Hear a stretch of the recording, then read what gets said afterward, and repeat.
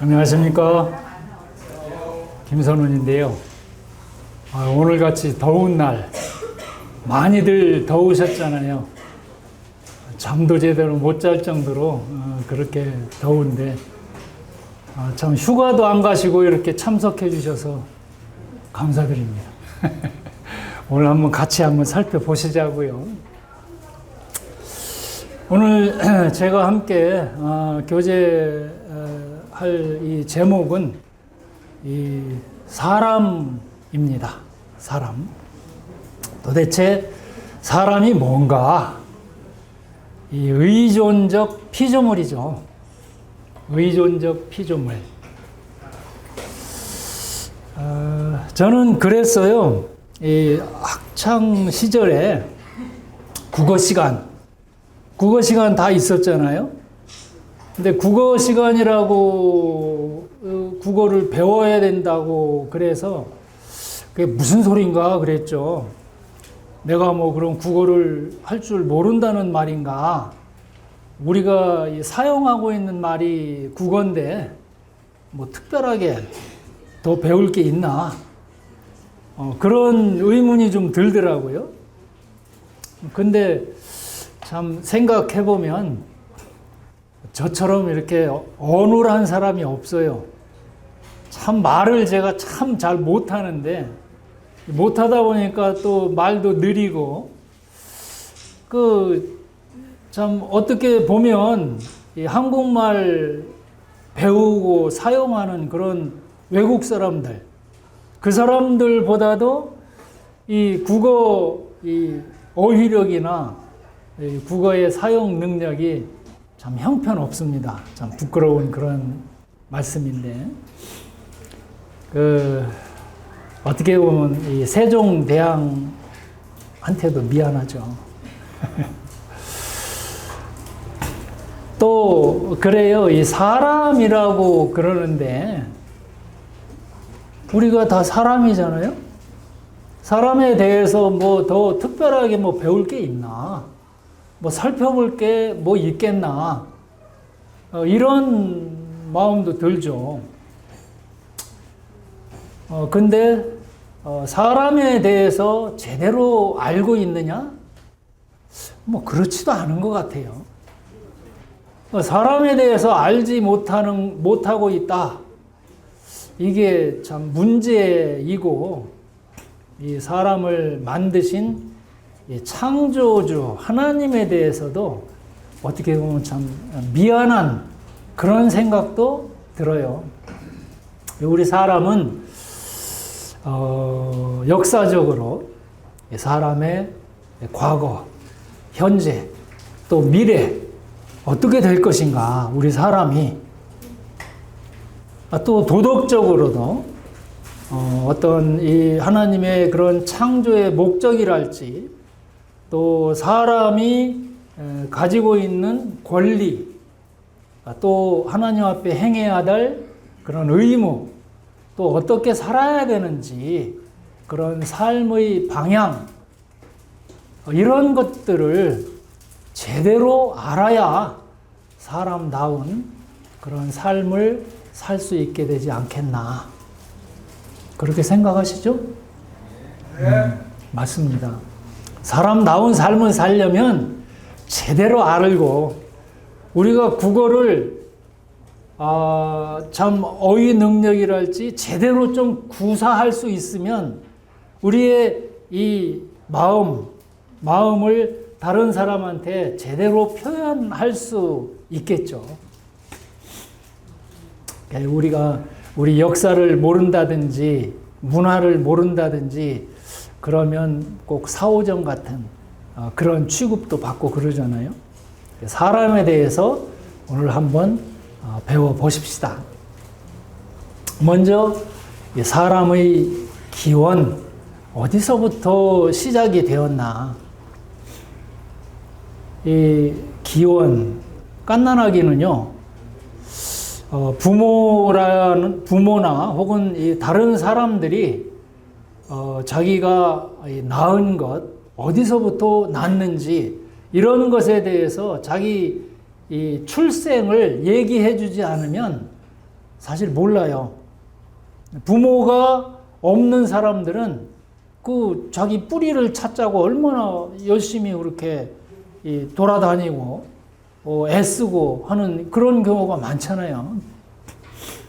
자기 출생을 알려면 누군가 그렇게 얘기를 해주지 않으면 우리 스스로의 힘으로는 알 수가 없어요. 마찬가지로 이 사람이 어떻게 시작이 되었는지 그 사람의 기원에 대해서 하나님, 그 창조하신 하나님께서 말씀해 주지 않으면 우리는 몰라요. 다행스럽게도 이 성경을 통해서 우리는 어떻게 이 사람이 시작이 되었는지 그 기원을 알 수가 있을 뿐입니다. 다른 아무런 것을 가지고도 그 기원에 대해서 알 수는 없어요.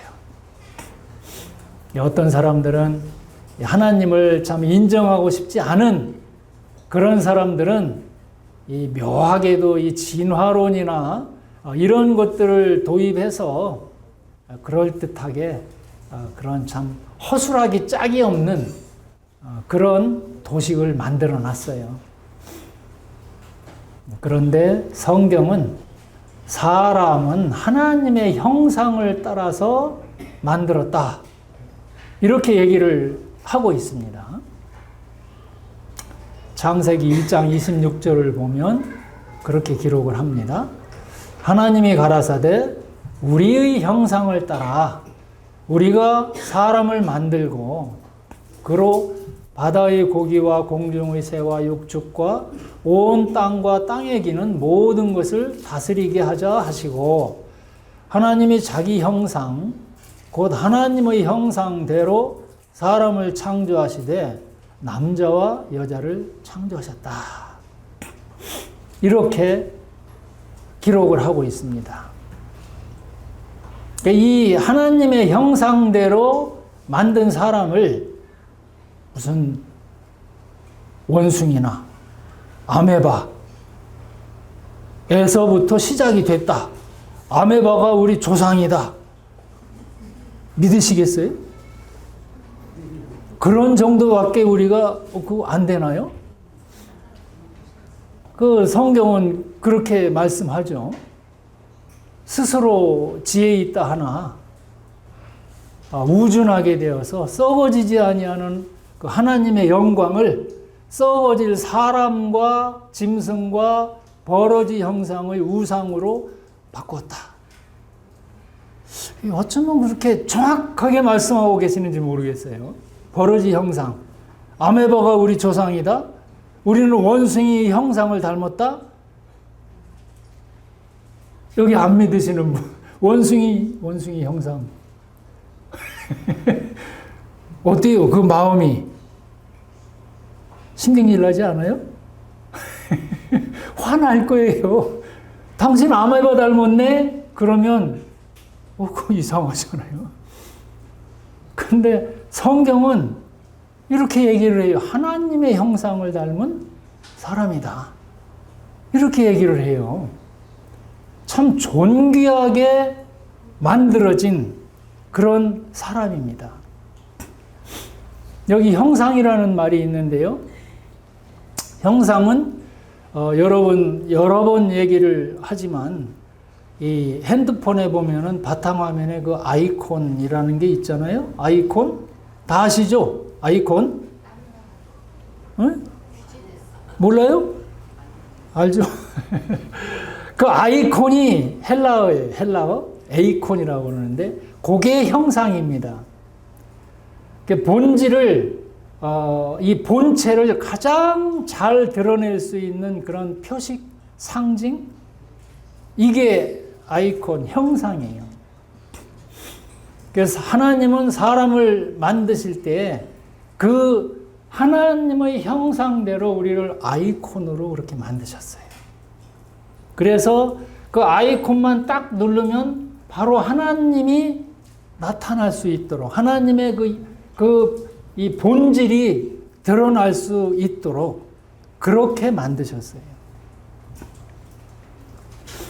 그래서 그 사람을 여기 말씀에 보시듯이 모든 것을 다스리게 하자. 통치자로, 하나님을 대리할 수 있는 그런 통치자로 만드셨어요. 참 귀한 그런 존재로 창조가 되었습니다. 창세기 2장 7절을 보면 여호와 하나님이 흙으로 사람을 지으시고 생기를 그 코에 불어넣으시니 사람이 생명이 되었다. 이렇게 말씀하십니다. 보이는 흙, 그리고 보이지 않는 생기. 생기는 이 호흡이죠, 호흡. 코에다가 그 하나님의 그 생기, 호흡을 불어넣으셔서 이 생명이 되도록 하셨어요. 살아 움직이는, 생각하고 나름대로 하나님의 그 형상을 가지고 살 수 있는 그런 생명으로 만드셨습니다. 하나님의 모든 이 뜻을 온 세상에 알리고 실현할 수 있도록 그 권위를 주시고 또 그에 따른 책임도 지도록 그렇게 만드셨어요. 그래서 사람은 의존적 피조물이다라는 얘기를 하는데요. 생명이라는 말은요, 이 본체로부터 이 생명의 기운, 생기, 그 생기를 끊이지 않고 공급받을 때에만 그 생명을 유지할 수 있는 그런 의존적 피조물입니다. 그 생기가 끊어질 때는 그 죽음이에요. 아무런 존재 가치가 없는, 그래서 이 본체이신 하나님과 링크되어 있다. 링크, 연결되어 있다. 그런 얘기죠. 그게 사람의 존재입니다. 원판은 아니고 복사판이죠. 그 사람의 본질적 요소를 사람이 어떻게 이 구성이 되어 있는가? 이 구성 요소. 또 사람은 인격적이다라고 하는데 어떤 인격적인 요소를 가지고 있는가? 이걸 한번 살펴보게 되면 구성 요소를 보면은요. 데살로니가전서 5장 23절에 그렇게 기록을 합니다. 평강의 하나님이 친히 너희로 온전히 거룩하게 하시고 또 너희 온 영과 혼과 몸이 우리 주 예수 그리스도 강림하실 때에 흠없게 보존되기를 원하노라. 그래서 우리 사람의 구성 요소는 영과 혼과 몸으로 그렇게 구성이 되어 있습니다. 여기서 영은 하나님을 만나고 소통하는 그런 영역입니다. 하나님은 영이시기 때문에 몸이 없으신 분이에요. 영으로만 하나님을 만나고 소통할 수 있습니다. 이 영이 그런 부분이죠. 이 혼은 자기 자신과 만나고 소통하는 그런 영역입니다. 희로애락, 애오욕 이런 것들이 자리하고 있는 그런 부분이죠. 몸은 세상과 만나는 부분입니다. 세상과 소통하는 그런 부분이죠. 하나님께서 역사하시는 순서를 보면 먼저 이 영을 통해서 혼에게 영향을 주게 되고 몸을 이끌어 가시는 거죠. 영과 혼과 몸으로 그렇게 구성이 되어 있습니다. 짐승은 영이 없어요. 그래서 하나님과 소통이 불가능합니다. 영이 없기 때문에. 인격 요소를 보면 사람은 이 지정의를 가지고 있다고 합니다. 이 지성, 감정, 의지죠. 지성은 이 사물의 옳고 그름을 인식하는 능력이에요. 이것이 책상이다 라는 그런 학습 정보가 들어오면 저 의자를 보고는 이걸 책상이라고 하지 않아요. 사물의 옳고 그름을 분별하는 그런 능력, 이걸 지성이라고 하죠. 어떤 사물을 객관적으로 인식하고 판정하는 그런 능력입니다. 그래서 사람은 그 능력, 이 지성을 가지고 무엇을 하느냐? 이 자연, 사회, 이런 것들을 이해하고 발전시키고 또 가장 이상적인 사회가 되도록 이 지성을 이용을 합니다. 또 감정은 이 옳고 그름에 대해서 상황 변화에 대한 반응, 이걸 감정이라고 그러죠. 혹은 감성, 그렇게 얘기를 합니다. 그래서 자신과 타인, 그런 감정과 느낌을 평가하고 표출하고 이 정서를 유기적이고 효과적으로 조절할 줄 아는 그러한 능력이에요. 의지는 그 옳고 그름을 판단해서 행동으로 옮기는 욕구와 능력입니다. 이 지정의가 우리 사람의 인격을 나타내고 있는 그런 요소인데요. 이 지성과 감정과 이 의지가 균형이 잡혀야 제대로 이상적인 그런 사람이 돼요. 어느 한쪽에 치우쳐버리면 이상하게 나타나는 그런 존재가 돼버리죠. 하나님도 이 지정의를 가지고 계십니다. 그래서 하나님의 그 지정의대로 사람도 하나님의 형상을 따라서 지어졌기 때문에 이 지정의를 가지고 이 활용을 하는 거죠. 그 짐승은 물론 보면 올바르게 분별하는 그런 이 능력도 있고 감정도 있고 의지도 있기는 하죠. 근데 그걸 가지고 하나님을 예배한다든지 더 발전시킨다든지 아니면 이상적인 그런 사회를 추구한다든지 이런 거는 없어요. 그게 사람과 짐승의 차이입니다. 하나님은 그런 이 지정의가 가장 완벽한 그런 분이시죠.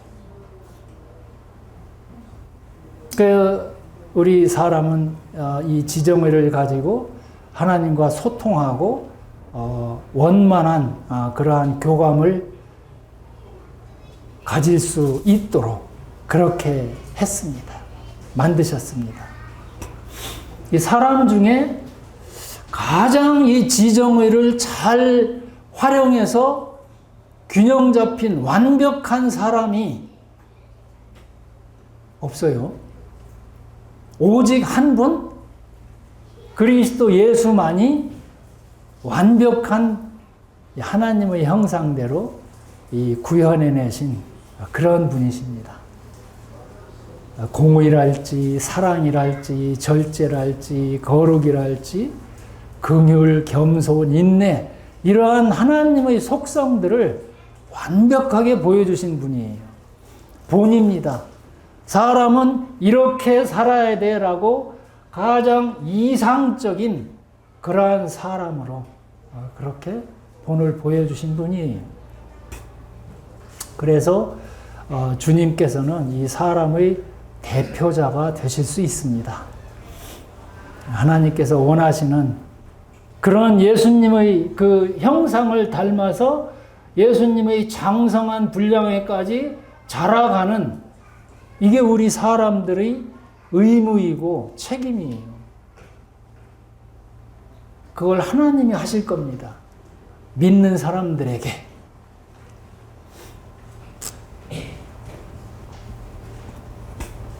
이 사람의 창조 목적을 보면은요, 성경에는 뭐 국어사전처럼 이 창조 목적에 대해서 꼭 집어가지고 그렇게 설명하는 곳은 성경에는 기록되어 있지는 않아요.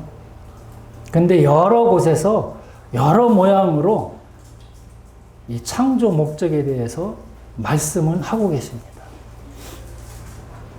하나님의 사랑의 대상, 사랑하고 또 사랑받는 그런 존재가 되게 하기 위해서 또 하나님과의 소통이 온전하게 되게 하기 위해서 그렇게 사람을 창조하셨죠. 이사야서 43장 7절은 그렇게 기록합니다. 무릇 내 이름으로 일컫는 자 곧 내가 내 영광을 위하여 창조한 자를 오게 하라. 그들을 내가 지었고 만들었다. 만물의 영장으로, 만물의 영장이라면 다스리는 그러한 이 힘이 있는 그걸 만물의 영장이라고 그러죠.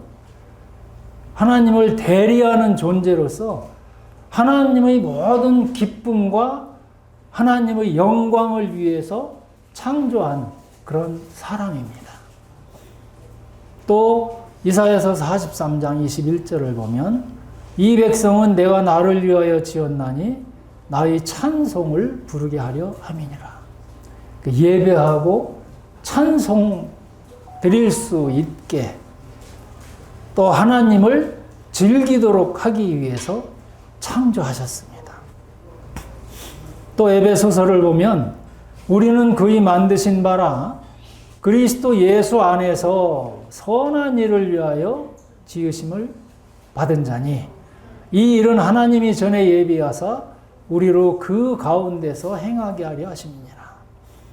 선한 일을 위해서 지음받았다. 이게 창조 목적이죠. 또 베드로전서 2장 9절을 보면 오직 너희는 택하신 족속이요 왕 같은 제사장들이요 거룩한 나라요 그의 소유된 백성이니 이는 너희를 어두운 가운데서 불러내어 그의 기이한 빛에 들어가게 하신 자의 아름다운 덕을 선전하게 하려 하심이라. 하나님을 영화롭게 하기 위한 모든 권세를 주시기 위해서 창조하셨어요. 또 갈라디아서에 보면 너희가 아들인 고로 하나님이 그 아들의 영을 우리 마음 가운데 보내사 아바 아버지라 부르게 하셨느니라. 한 가족, 한 공동체, 이 한 가족으로 아버지와 아들의 관계가 되어서 서로 친밀한 교제 가운데서 화목과 평안을 누리도록 그 하나님을 아버지라고 부를 수 있는 그런 권세를 주신 거죠. 그러므로 내가 이후로는 종이 아니요 아들이니 아들이면 하나님으로 말미암아 유업을 이을 자다. 유업을 이을 자로 만드시기 위해서 창조하셨어요. 자기 자녀를 자기 닮은 그런 자로 열심히 훈련시켜서 그 유업을 주고 싶어하는 이게 아버지의 마음이듯이 하나님도 그래요. 하나님의 형상을 닮은 자에게 유업을 계승하도록 그렇게 하시는 거죠. 충분한 역량 또 하나님의 유업을 다스릴 수 있는 그런 자질 이것이 갖추어지도록 양육하고 훈련하고 이게 필요한 거죠. 예수님을 보면 세상에 오셔서 유업을 이을 아들로서 충분한 자격이 있는 것을 증명하셨어요. 순종하시고 아버지의 뜻대로 행하시고 아버지가 하라는 그 일만 하시고 아버지의 마음에 딱 들었어요. 이 충분한 자격이 있다. 이걸 증명하시고 완벽한 아들로 그 지위, 아들의 지위를 취하셨습니다. 이게 예수님이에요. 그래서 흔히 얘기하듯이 완전한 하나님이시면서 완전한 사람, 신성과 인성을 함께 지니고 계신 그 예수님이십니다. 그 아들의 지위를 취하셨어요. 그 아들의 지위를 가지고 하늘나라에서 우리와 연합하셔서 우리를 그 아들의 위치에 놓기를 원하셔요. 아들의 지위를 가지도록 예수님이 그렇게 준비하고 계세요. 하나님의 아들이신 그 예수님께서 스스로 낮아지셔서 그 아들의 위치를 취하셨다? 이거는 저희가 생각해 볼 때요, 말이 안 되는 거예요, 사실. 얼마나 많은 희생과, 자, 얼마나 많은 것을 포기하셨습니까? 그 하나님이 그냥 높임만 받고 계셔도 누가 뭐라고 안 하는데, 그 아들의 자리를 취하셔서 내려오셨어요. 나를 건져내시려고. 그리고 건져내셔서 그 아들의 자리에 함께 그렇게 앉히시고, 그 예수님은 영원히 그 자리를 안 버려요. 그냥 아들의 자리로 영원히 계십니다. 왜? 나를 위해서. 그래야 중보자로서의 제사장으로서 그 임무를 다 하시는 거죠. 지금 지상에 뭐 어느 정도 그 어느 기간까지는 아들이었다가 사람이었다가 그냥 하늘로 올라가실 때는 사람 아닌 하나님으로 계신다? 그럼 내가 연합할 수가 없죠. 사람과 사람이 연합하고 함께 그렇게 가는 거지. 예수님은 영원히 거기 사람으로 계셔요.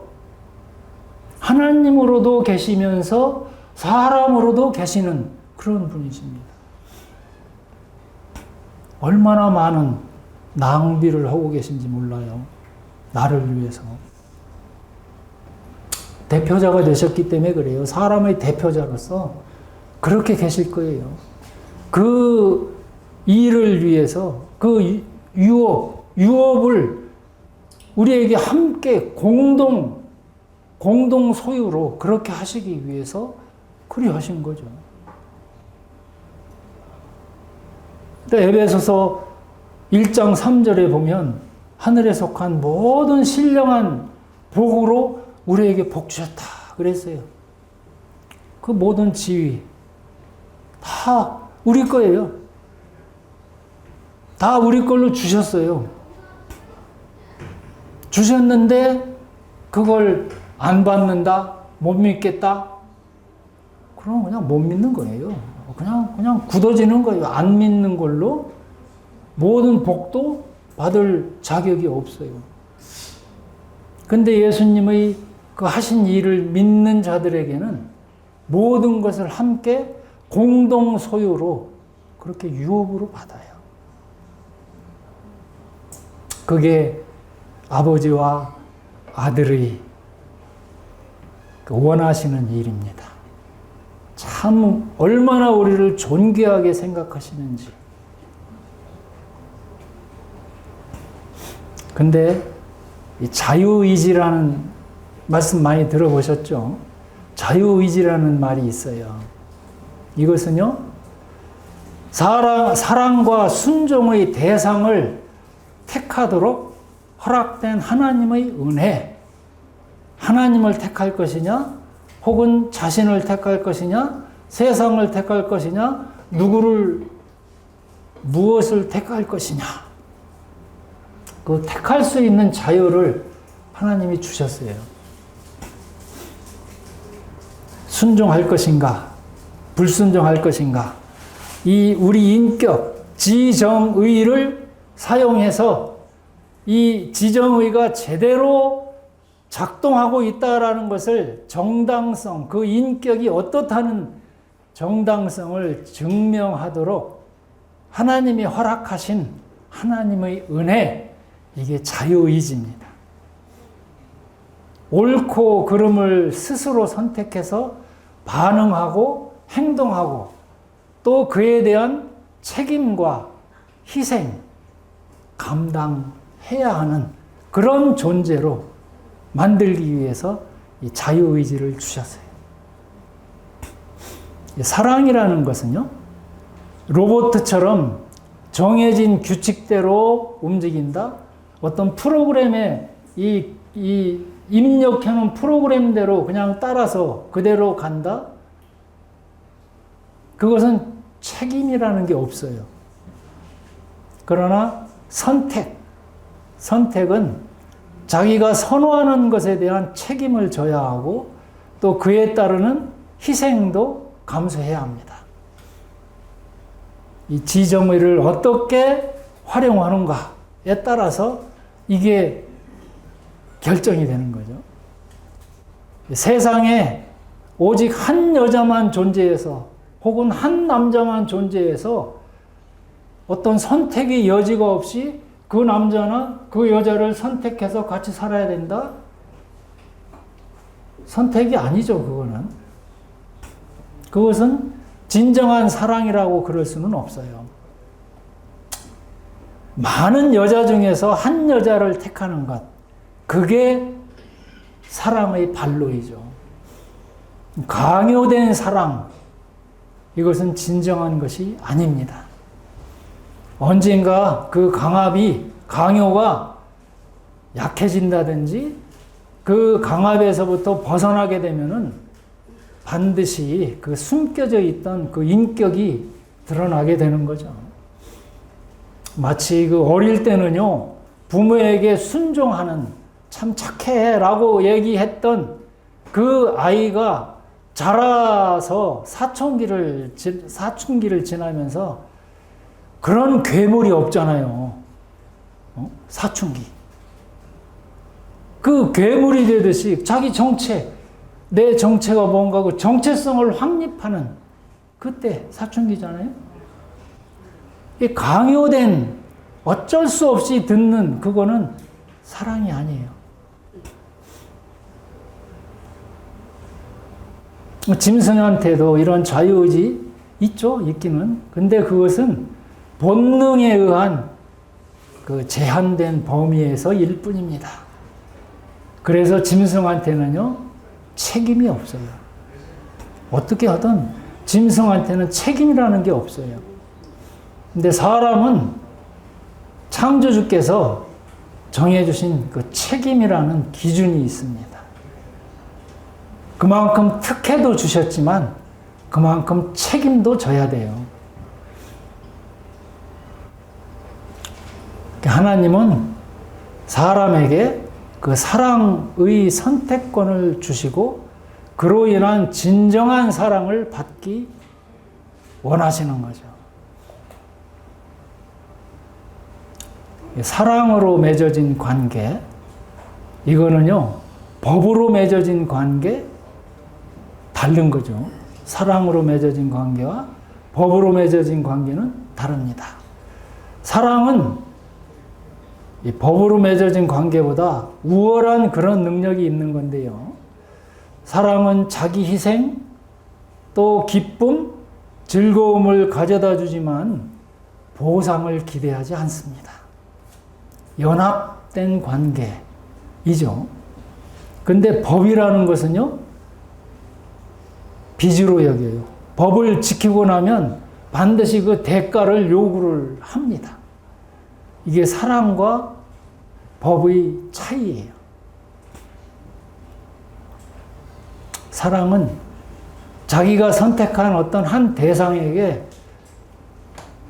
그 자기 자신을 종속시키는 거예요. 그 대상을 위해서 어떤 희생이 있더라도 참된 사랑은 그렇잖아요. 끝까지 희생하면서 함께 가는 거죠. 종속시키는 거예요.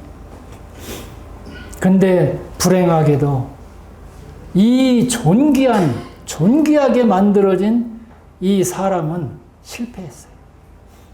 창세기를 보면 2장 17절에 선악을 알게 하는 나무의 실과는 먹지 말아라.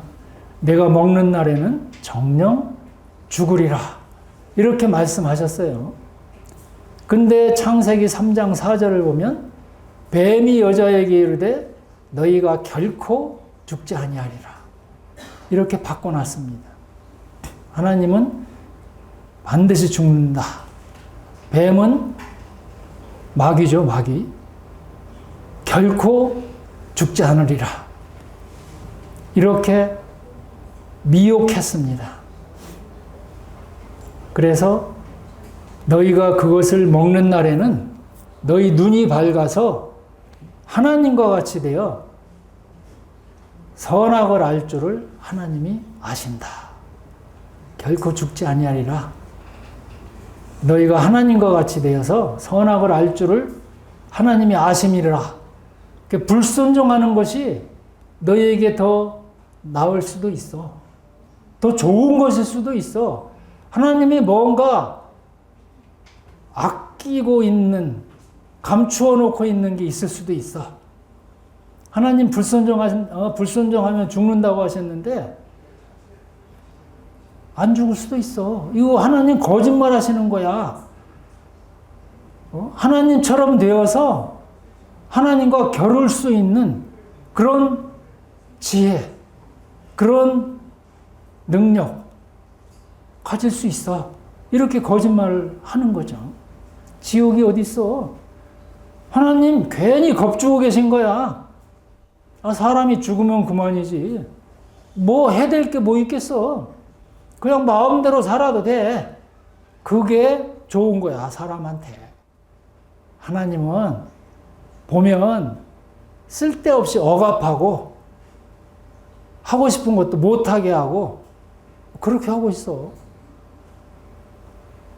그 말을 듣고 사람은 더 마음에 들었던 거죠. 내 인생은 나한테 주어진 거야. 내 마음대로 해도 되는 거야. 괜히 겁먹지 않아도 돼. 아무렇지도 않을 거야. 다 그렇게 살고 있잖아. 그냥 내 마음대로 악착같이 사는 거, 그게 더 좋고 복 누리고 그게 사람다운 삶이야. 내 인생에 하나님이 개입되는 거, 그거는 하나님이 나를 올가매려고 그러는 거지. 그런 생각 하는 거죠. 성경 이 말씀 갖다 들이대면은요, 많은 사람이 그렇게 얘기를 해요. 하나님 어디 있어? 그냥 살던 대로 살게 놔둬. 창세기 3장 1절을 보면 이 뱀이 가장 간교하다고 그랬어요. 짐승 중에 가장 간교하다. 이 간교하다라는 말은요, 이 뱀의 전략인데, 하나님의 이 명령을 잘못 인용했어요. 죽으리라 했는데 죽지 않을 거야. 또 의심이 들도록 의심을 조장하고 자율적인 지혜, 자기 지혜 호소하고 있어요. 네가 더 나아. 네 방식대로 해. 괜찮아. 안 죽어. 그런 거죠. 그래서 여자가 그 나무를 본즉 먹음직도 하고 보암직도 하고 지혜롭게 할 만큼 탐스럽기도 한 나무인지라. 여자가 그 실과를 따먹고 자기와 함께한 남편에게도 주매 그도 먹은지라. 남편도 끌어들여가지고 공범을 만들어 놨습니다. 참 여자 이기는 남자 없어요. 사람은 뱀의 말을 듣고요, 자유의지를 잘못 사용한 겁니다. 창조주이신 하나님의 뜻에 순종하기보다는 자기를 위해서 사용했어요. 하나님은 온 세상의 통치자이시고 창조주이시고 심판주이셔서 이 세상을 하나님을 위한, 하나님에 의한 그런 세상이 되도록 그렇게 만드셨는데요.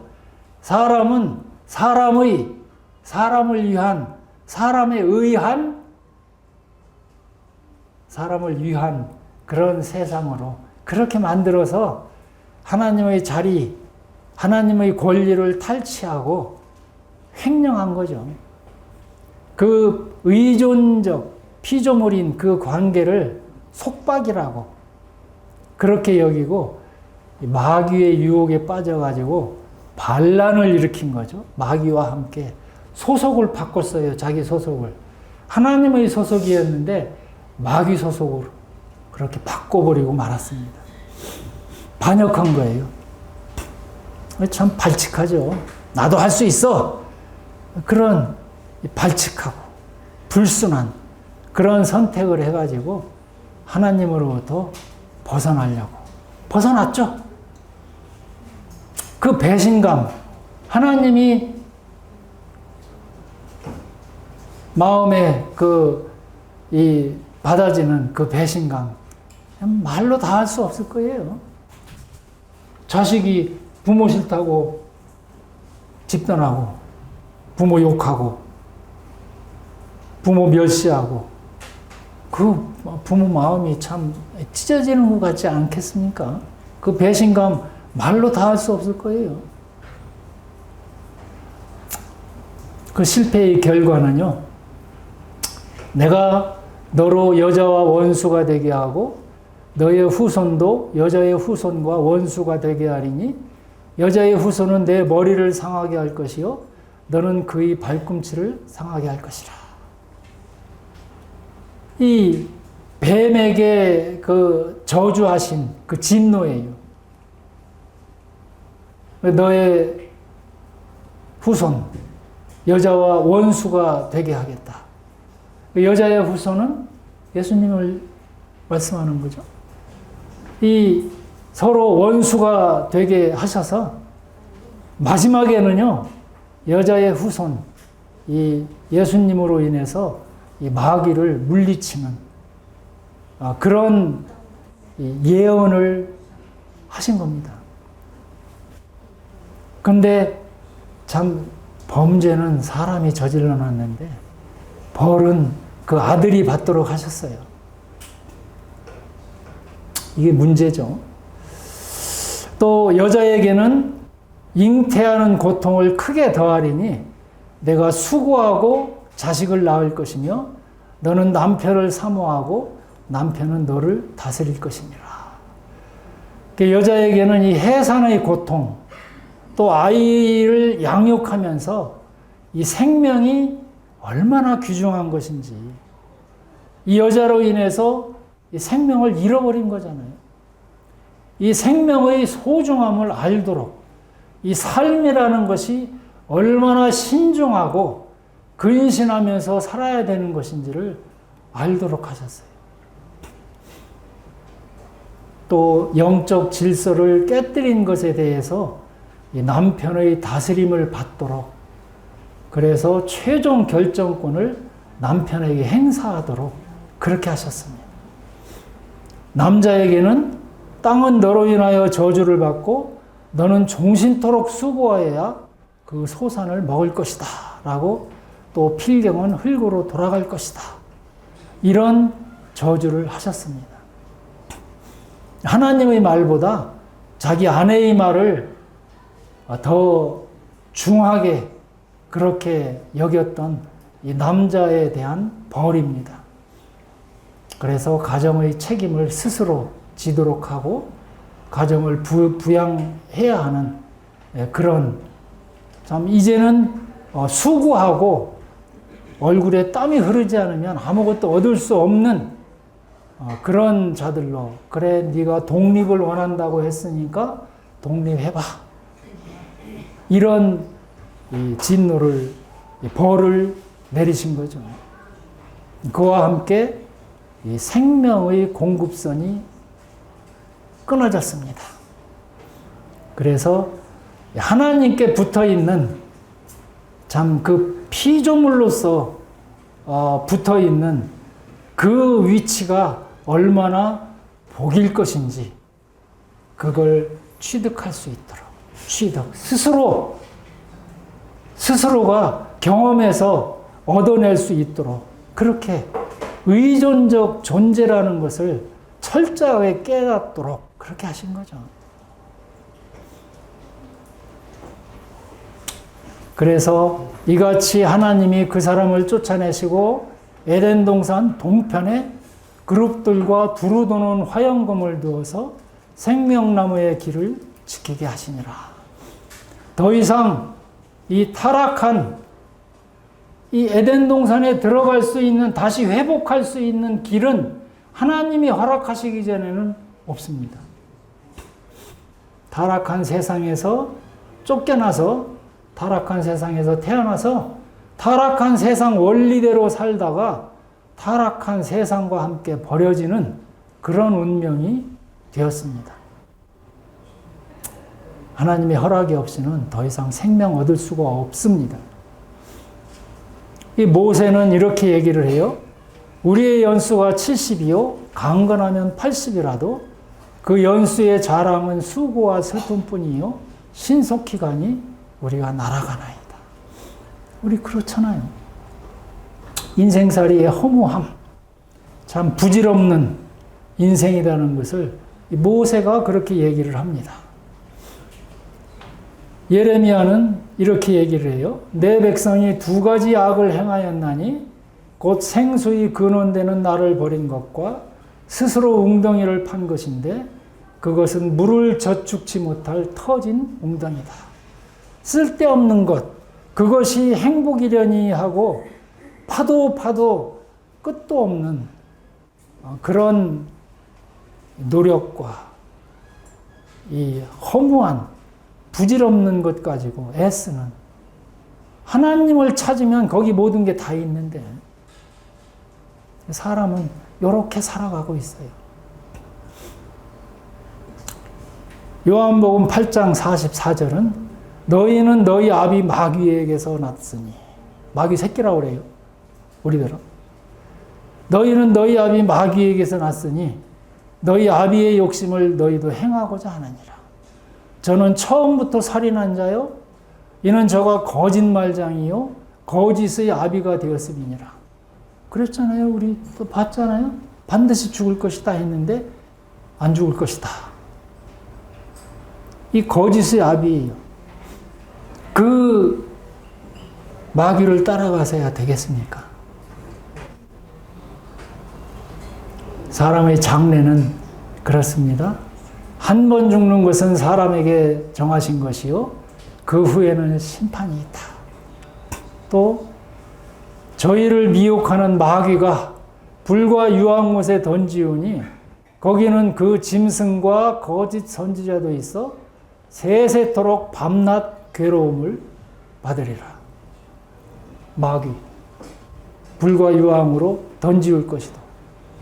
세세토록 괴로움 받고 사망과 음부도 불못에 던지우니 이것은 둘째 사망 곧 불못이라. 이게 지옥입니다. 같이 한번 읽어보실까요? 계시록 20장 15절 시작.